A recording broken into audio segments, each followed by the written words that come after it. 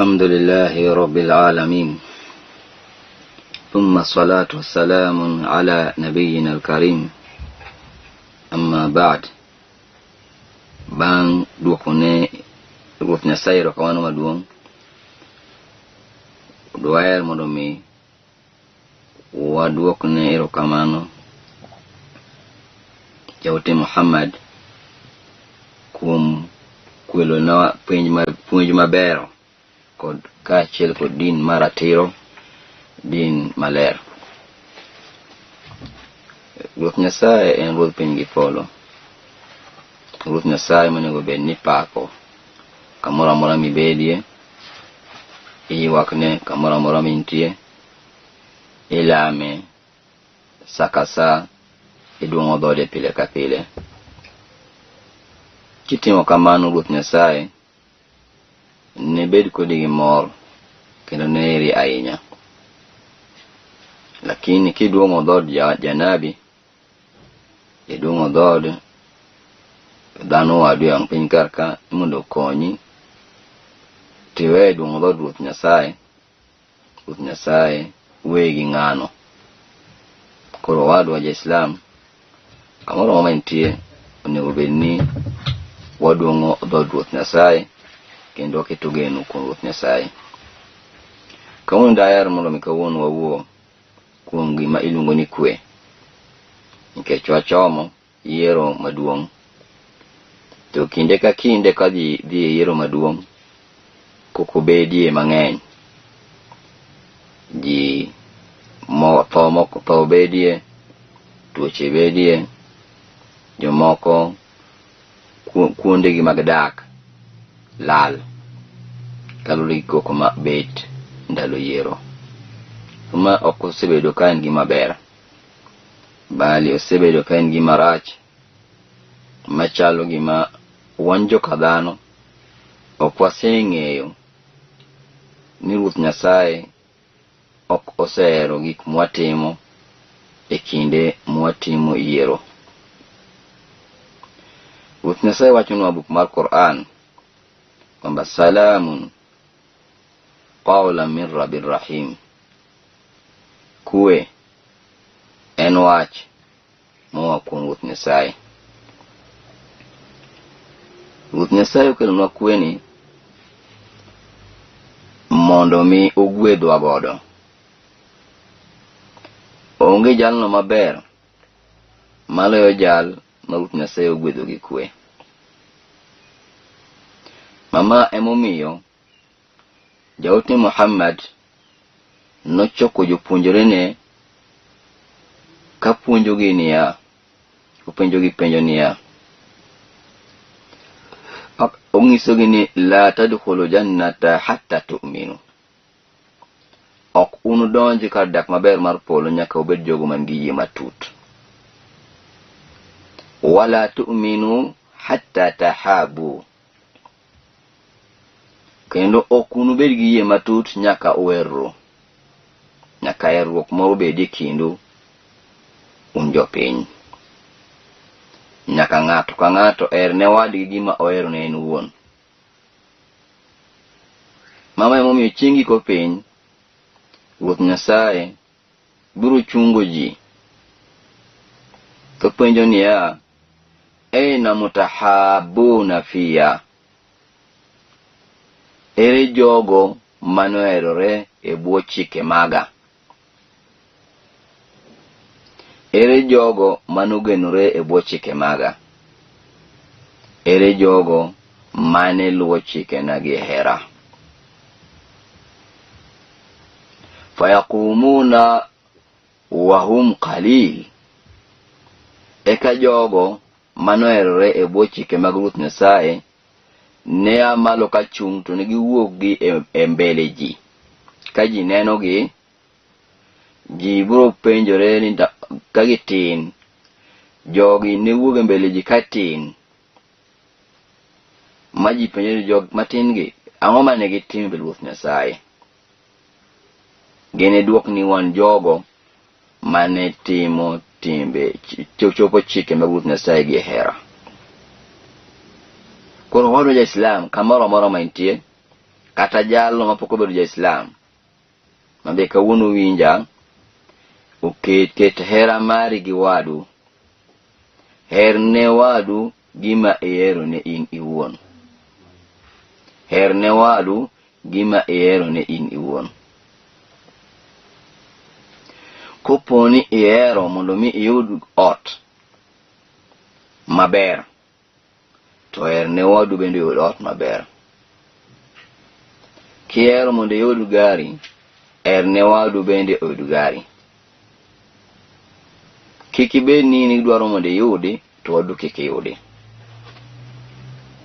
Kawuono ng'ama ohero mondo mi nyathine otho, kendo onge ng'ama ohero mondo mi mtoka mano nyiewo nyoro owang', kendo onge ng'ama ohero mondo mi ot mogero gi pesane mang'eny owang'. Onge ng'at mosehero mondo mi odhi chiege mohero cha ng'ato negi. Koponi ok idwa ni chiegi ng'ato negi, ok idwa ni nyathini ng'ato negi, ok idwa ni odi cha owang', in bende kik idhi wang' mar ng'ato, kik idhi wang' mtok ng'ato, kik iba ng'ato gi kidi. Iluor mondo ng'ato bayi gi kidi, in be kik iba ng'ato gi kidi. Ket kwe e kindi gi ogendini midak godo. Kik wang'i ng'ato ni ma kabila moro, wang'i ng'ano ni ma wadwa en dhano wadwa. Jo Swahili kedwa wacho ni ubinadamu. Koponi keto gimiluongo ni ubinadamu, ibiro ng'e ni wangige modak e bathi kanyono, wangige ni endi en dhano wadu. Kata ka en Kilimende odak e bathi kanyo ero, to wuoyo ni dhok moro mokiwinji, to dhok ni okiwinji, lakini ket chunyi ni Kilimende ni en mana dhano wadu. Moko nego bed ni kawo beti tikete ite ting'ado. Ikawo Kilimende ing'ado koro ywak malich gi nyithindo, owe tora e dalani miche kata kumoaye. Kata koponi remo nok oluwi kawuono, obiro luwo nyakwari moro, nikech ni ng'ado it Kilimende, kata ni wang'o mtoka mar wangige, kata ni nego min achieng'. Mano ok winjre, ok ber.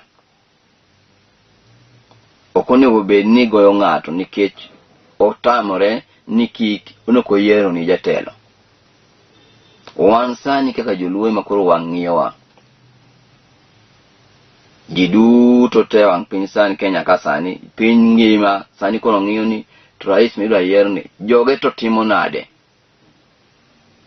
joge chal nade, joge opangore nade, be joge gin jok manigi kwe, be joge gin jok mabeyo, be joge gin jok modimbore. Idwa ng'ito be ni to wan jok makawuono idwaro ni mondo mi watelo ni, wan be wadimbore. Dimbruok marwa ema nyalo miyo wayud telo, to njore magwa ema nyalo mayo watelo. Kikawo njori keto mbele maloyo dimbruok, koro kata jatendi miketo mbele cha be koro ikudo mana wiye. Mfano, dala ukaja jababu weng'at mumilur kabisa kamora mora. Obili megi jotelo wetene dala, to basti iwuok igonyo law duk, iwuotho di dala kain duk. Igo koke di dala maini makore ng'anje di dala gi kain duk thiring'enye.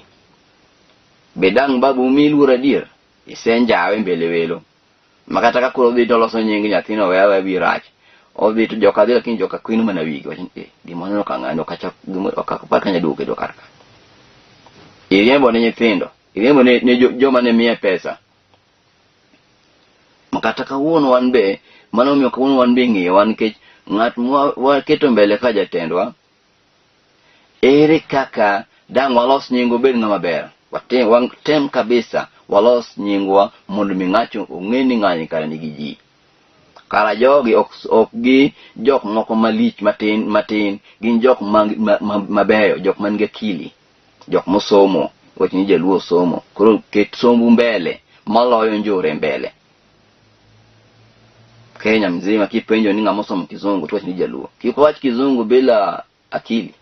Wawachi kizungu ga akili ng'eyo. Walos nyinge wa kamoro moro montie kendo walos timbe wa makikwa ket njore mbele, kikwa ket mbe maricho mbele, kikwa ket miundu mbele makoro keto nyingwa. Magana tudiro mukoro wajani majaluo oringe ni jaluo irimbi ni mani ntinda romano chopo niko ponindo ni jaluo ku pen ke de manyote e plot molding is penjo ni kabila mani wajani jaluo ngizi otonge toto nitie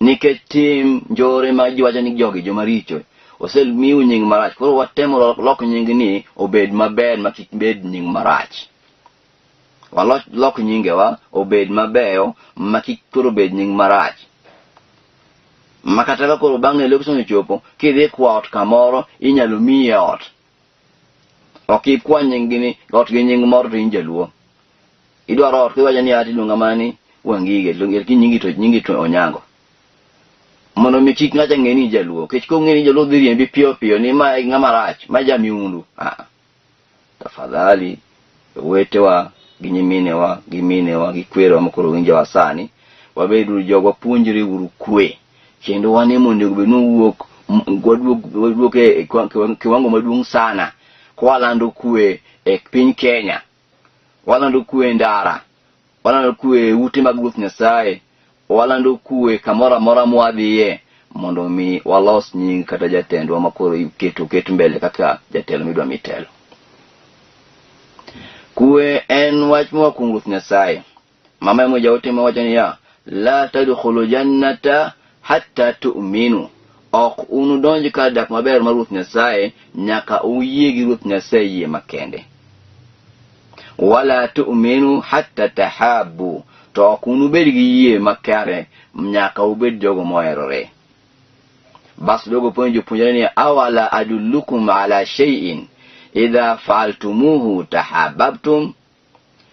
Unanona de kanyisu gi moro makaponi utimo to unweru jopunjere no wachani bala ya Rasulullah nyiswa jaote mar Ruoth Nyasaye ka jaote mar Ruoth Nyasaye nongiso gini afshu salama bainakum nyisuru kwe kamora mora mauntie mosreuru kamora mora mauntie salamu alaikum wa rahmatullah ngiso ni kwe mar Ruoth Nyasaye obedu kodu ka chel gweth mag Ruoth Nyasaye obedu kodu iket kwe kamora mora maintie iket kwe timbe mamag timbe ni iket kwe e odi iket kwe dala ni iket kwe town midakie iket kwe kamora mora maintie tembolo rika mora mora maintie.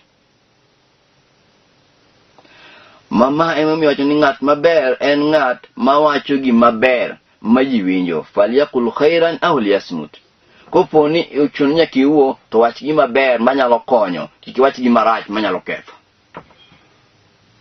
To mondo mi wayud kweni endi wanyalo yudo kweni koponi waloso pachwa wanbe waloso pachwa mok waketho pachwa mok waketho akili magwa. Loso pari loso nade pachi yani iwe madho kong'o chieng' no ero gi ndalo goe koro ndalo no kende kong'o en aram kamora mora midhiye moko nego bed ni madh min richo en kong'o kise madhe kori igweyo mana ka gweno igweyo mana ka guok in kori liche kor gwen in miwang'o tael ing'e wang'o tael malo ji te nikech madho kong'o gi njaga ketho akili takili umini mondo mi ipar gik mabeyo iparo gigo mabeyo manyalo konyi lakini kise lelo akindi miriwo gi njaga miriwo gi kong'o koro idhi wang'o gach ng'ato idhi wang'o plod ng'ato idhi gweyo min ng'ato gigi te dong kuomi dong tora kuomi chiengi ko piny kata koponi wuok e wang' piny kaka koponi gigo kotimore ni nyakwari moro gigi ne timo nikech ne gweyo min ng'ato ni ng'ado ng'ut ng'ato ni wang'o mtok ng'ato ng'ano dhi ka ywak ni nege bas to wang'o mtoke chiengi ko piny omaki tai opiny nang'o min nega ang'o min ni wang'o mtoka ang'o momiyo ni gweyo minwa ang'o min nego minwa yani idong gi kitora. Ini weni idake piny ko itimo gima ber lakini itimo gima rach mukudu nyaka wi jatelo mi dwaro mako ni gorine. Mano gima ber. Wawe ketu gimiluongo ni dhao mbele, mal ketu dhao mbele en gima rach sana. Mara kik wami vijende njaga to madho mondo tim gik moko maricho mondo wakethgo nyingwa. Kata kik watim timbe moko maricho mag wang'o tile. Watim timbe moko mabeyo manyiso ni wan jok ma jokwe, ok jok moko maricho. Jawote Muhammad wacho ni afsu salama bainakum, temuru ketu kwe kindu. Kamoro mamontie ong'is jo Islam to kwe ni endi ong'is jo piny duto te. Ng'ato be jirandi onego bed ni ing'ise mondo bed gi kwe. Kata mana kura ma koidwa dhi goyo mondo mi goye maber, inyalo go kura ni endi kimadho njaga inyalo chuo tik makadh line bi ketho kendo koro kura. Iyo ni koro ji mang'eny odhi ka kura kosemer ochuo tik moyiech nyaka bal pepa cha. En kuru lich ma en ko mang'eny iro ka kura makethane mang'eny gin jogo momadho njaga to dhi kata kosemer. Ng'ato be dhi kata cha ong'ise ni okwadwa ng'ani ni okwadwa, koro dhi to keto X kuom ng'ato, ogo tik kuom ng'at modwaro bas to keto X kuom ng'at modwaro. Kiketo X kuom ng'at mokidwa koro kiyiero ng'ano kendo iketo X, bori keto alama mora mora. Iniwe ni keto X koro ng'ano kidwa kare koro kiyiere. Ket kamora mora keto X kuom ng'at midwaro, keto X kuom ng'at midwaro. Kiket kuom ng'at mokidwa. Keto X kuom ng'at mokidwa ting'eni in ng'at moro makoro oyiero ng'ani tiwe ni kidwaro ng'ani iketo ni koro iketo ni ng'acha aketo mana X okadware. Iyiere. Koro waro ja Islam kamoro mentie tem matek idumi iket gimiluongo ni kwe. To kwe iketo bang' ka ji oseng'eyo gimiluongo ni obinadamu. Dhano kieri ng'eni mawadu, ng'eni ma dhano wadu, gima timo onego bed ni timi, wich bar mabaro onego bed ni bari, tuo machande odi kucho onego bed ni chandi in ng'et mbedo kar kanyo pari kaka dang' ikonye, itere kata osiptal. Duka midhi wang'o midhi kawe mogo cha, duka cha ni nyalo dhi oli ndalo mane nigi chandruok. Nukinya dhi od ng'at jatelo miya mogo, to en manyichigorine kinya dhi od ne miya mogo. Lakini ng'at miwang'o dukane ni kata ikaw mogi buk dukane ni nyadhi e dukane no ming'ise ni bana kauna dhi rio kech nyithindo mooli mogo mumi mogo midhi cham. Koro ang'o madoko timore kawuono dok e dukane ti wang'o dukane imaye gige iriembe mitim ni marach. Ok ber. Hadha haramun, ma en gima rach moko nego bed ni bedo to gigi bedo ma nikech njaga gi kong'o mwasebedo kuwa keto ka gig mabeyo ni nyaka charge mana wiya ma jachiene matiyo kodi jachien olayo kuomi wuotho kodi neno ka gima koro itimo maber. Jachien olayo kodi kuomi wuotho kuomi in ko ino ni timo gima ber. Chajo wiyi kidwa chajo wiyi dhi e wach Nyasaye chajo godo wiyi. We chajo wiyi gi kong'o. Ng'ama wiye ber no wiye rieko ok chajo wiye gi kong'o gi njaga. Ng'ama ofuwe ma chajo wiye gi kong'o gi njaga. Tem ng'ama rieke be Ruoth Nyasaye bed ng'at mong'eyo gima timo. Ibtaidan kulli muhrimat, bed mabor gi gima Ruoth Nyasaye okwedo, bed machiegni gi gima Ruoth Nyasaye orwako kendo Ruoth Nyasaye wero. Afsu salama bainakum. Mae momiyo jaote Muhammad kane kwayo pile ka pile nong'iso Ruoth Nyasaye, Allahumma anta salam wa minka salam. Owacho ni Ruoth Nyasaye ini kwe kendo kwe ni wuok kuomi in Ruoth Nyasaye.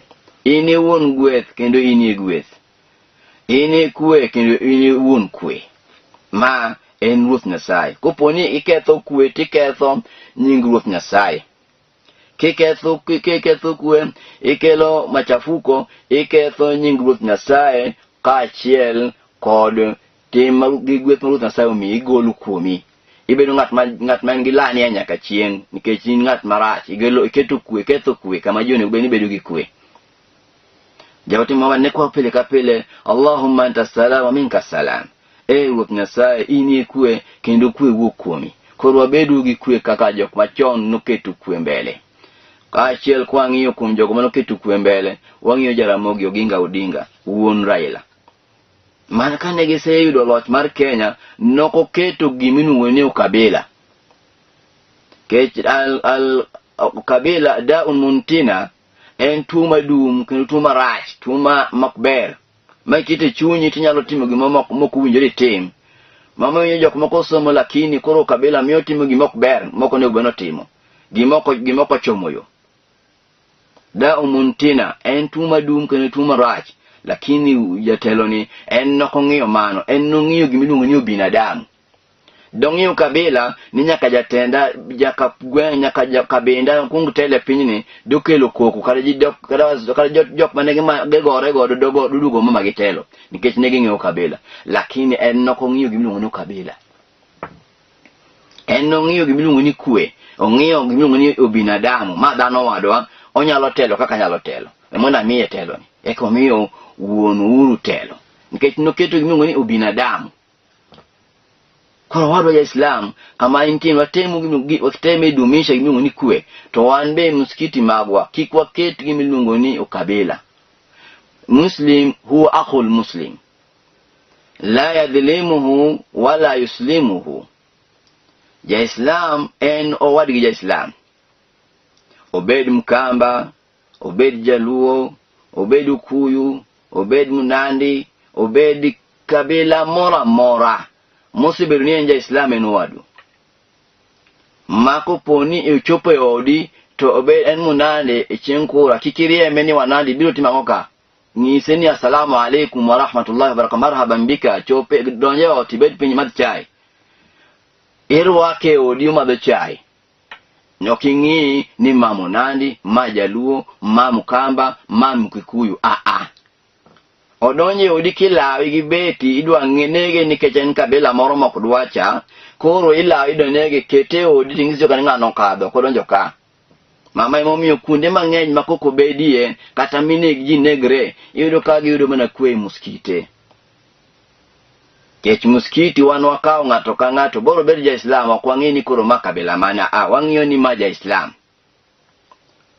meji mang'eny naringe muskiti to dake muskiti nikech kache makoro bidi kwe koro kamora mora ka ng'ato ringo biri muskiti kikuriembe jotend muskiti kikwarimb ji waket ji kamora chiel warwak ji wang'is ji ni wan joka dhano ni ng'ato ka ng'ato e giwan nyithi Adam gi Hawa moko kikwang'is ng'ane mang'ane to ma kabila moro wago tong kode koro kaere Islam lesa kada Islam okonego bed ni walando kama walando Islam ni ng'ato ka ng'ato nyalo donjo iye mabed ja Islam omiyo din mar Islam oriwo wiji mang'eny oriwo kabinde duto oriwo kama ok en din mar Somali kende ok en din mar Oria kende en din mar Joluo en din mar Waluya en din mar Wakamba en din mar Wakikuyu en din mar Kalenjin jogo duto nitie din ni koro kiki mara chiel kethiwa ni koro wagore gi joka koro wajo Islam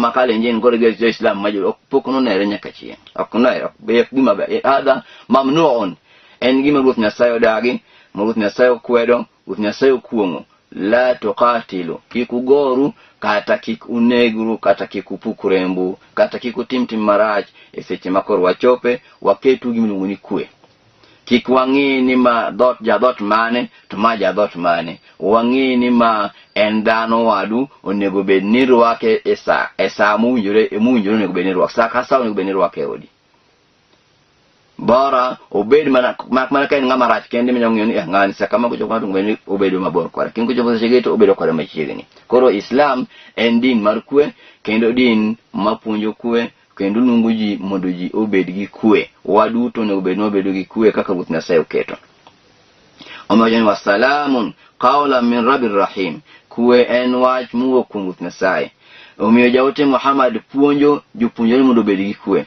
wan kaka jopuonjore jaote Muhammad waketo ng'ato ka ng'ato ni en dhano ok waketo ng'ato ka ng'ato ma jadhot mane mano wach meje chien waja'alnakum qaba'ila lita'arafu Ruoth Nyasaye wacho buk mar Qur'ania waja'alnakum qaba'ila lita'arafu ne waketu ogendini kabinde gi kabinde mondo mi ung'eru mondo mi uweru mondo mi ng'ato ka ng'ato ng'e ni ma jadhot ma kama lakini nokuketu kabinde mondo mi ugoru mondo mi uyanyru mondo mi utim time maricho kata mano ogendini mag josiasa makoro timo siasa kik wayal gima kelo shida e kindwa sano nego bed ni puonjo jogi ka nego bed ni goni kura Keti jomoko masani kochung to ngiso ngane ko kidwa ngane ko kidwara to ket x ko kidwara onyalo chung to wacho ni jikama ne jukwa wacho ni ko kidwaro ket x kara mano ko ngiso ni yera uru